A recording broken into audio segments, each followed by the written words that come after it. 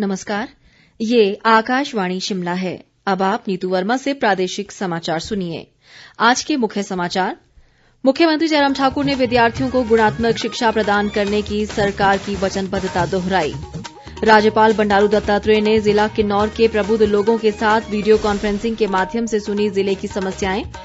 आगामी सेब सीजन को लेकर तैयारियां पूरी करने के मुख्यमंत्री ने अधिकारियों को दिए निर्देश। और मुख्यमंत्री के आग्रह पर कोरोना से निपटने के लिए केंद्र ने प्रदेश को दिए 500 वेंटिलेटर। अब समाचार विस्तार से। राज्य सरकार मौजूदा शैक्षणिक अधोसंरचना की मजबूती पर विशेष ध्यान देने के साथ विद्यार्थियों को गुणात्मक शिक्षा प्रदान करने के लिए वचनबद्ध है, ताकि उन्हें प्रदेश में ही उच्च शिक्षा प्राप्त हो और वे अपनी क्षमता के अनुसार राज्य व राष्ट्रीय स्तर की प्रतिस्पर्धाओं में भाग ले सकें। ये बात मुख्यमंत्री जयराम ठाकुर ने आज शिमला में शिक्षा विभाग की समीक्षा बैठक की अध्यक्षता करते हुए कही। उन्होंने कहा कि सरकार ने उच्च शिक्षण संस्थानों के समग्र विकास के लिए रूसा के अंतर्गत राज्य उच्चतर शिक्षा परिषद का गठन किया है। उन्होंने कहा कि सरदार वल्लभ भाई पटेल क्लस्टर विश्वविद्यालय मंडी की स्थापना रूसा के दिशा निर्देशों के अनुसार की गई है। उन्होंने कहा कि केंद्र सरकार ने इस विश्वविद्यालय के लिए 55 करोड़ रुपए आवंटित किए हैं, जिसमें से 27.5 करोड़ रुपए प्रदान कर दिए गए हैं। उन्होंने कहा कि चालू वित्त वर्ष के दौरान शिक्षा क्षेत्र में विभिन्न घटकों में 3,671 करोड़ 95 लाख रुपए आवंटित किए गए हैं। जयराम ठाकुर ने अधिकारियों को राष्ट्रीय फ्लैगशिप योजनाओं को अक्षरशः लागू करने के निर्देश दिए, ताकि विद्यार्थियों तक इनका लाभ पहुंच सके। इस मौके पर शिक्षा मंत्री सुरेश भारद्वाज ने प्रदेश के विभिन्न स्कूलों में कार्यरत पीटीए, पैट और पैरा शिक्षकों के नियमितीकरण के लिए मुख्यमंत्री का आभार जताया। राज्यपाल बंडारू दत्तात्रेय ने आज जनजातीय जिला किन्नौर के प्रबुद्ध लोगों के साथ वीडियो कॉन्फ्रेंसिंग के माध्यम से बातचीत की। इस दौरान किन्नौर के उपायुक्त गोपाल चंद ने राज्यपाल को लॉकडाउन के दौरान जिला प्रशासन द्वारा लोगों की सुविधा के लिए उठाए गए विभिन्न कदमों की जानकारी दी।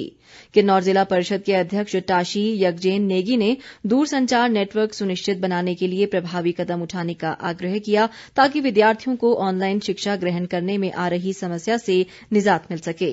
वार्तालाप के दौरान जिले के प्रबुद्ध लोगों ने कई मांगे रखी।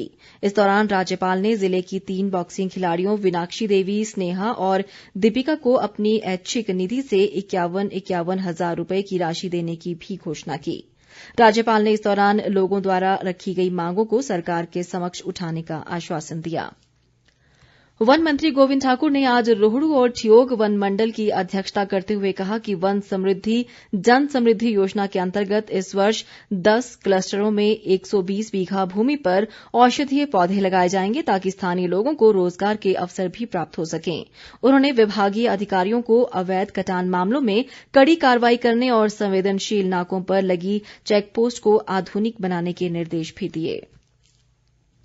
देशद्रोह मामले में गिरफ्तार पूर्व सीपीएस व कांग्रेस के पूर्व विधायक नीरज भारती को आज क्राइम ब्रांच ने शिमला की जिला व सत्र अदालत में पेश किया।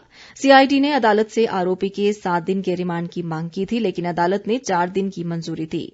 बचाव पक्ष ने 1 सप्ताह के रिमांड का विरोध करते हुए इसे राजनीतिक प्रतिशोध की भावना से बनाया गया मामला बताया।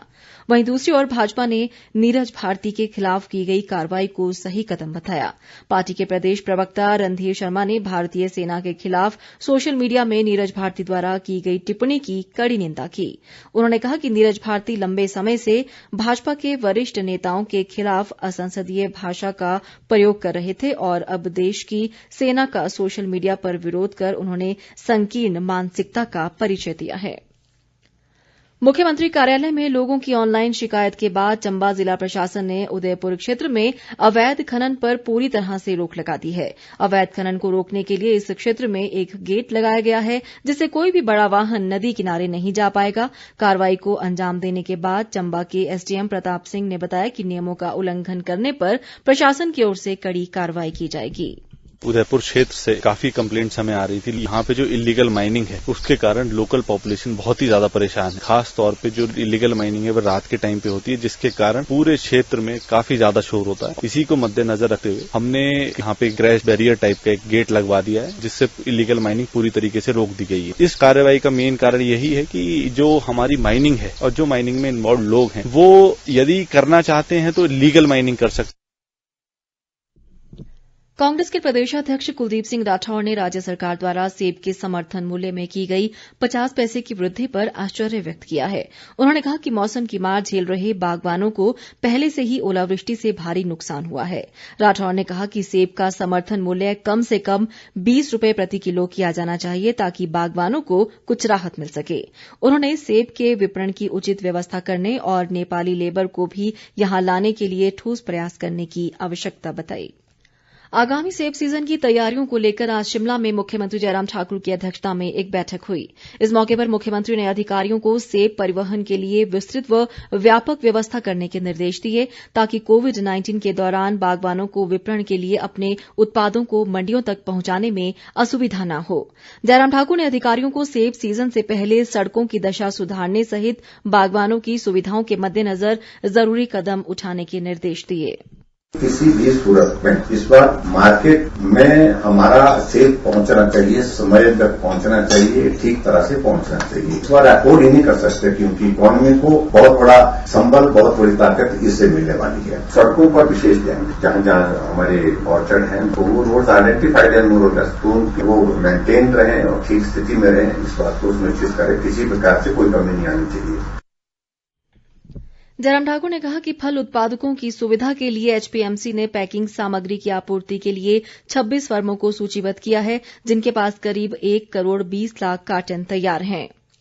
प्रधानमंत्री नरेंद्र मोदी कल सुबह 11 बजे आकाशवाणी से मन की बात कार्यक्रम में देश विदेश के लोगों के साथ अपने विचार साझा करेंगे। मासिक रेडियो कार्यक्रम की यह 66वीं कड़ी होगी। यह कार्यक्रम आकाशवाणी और दूरदर्शन के समूचे नेटवर्क और आकाशवाणी समाचार की वेबसाइट www.newsonair.com और news on AIR mobile app पर उपलब्ध रहेगा।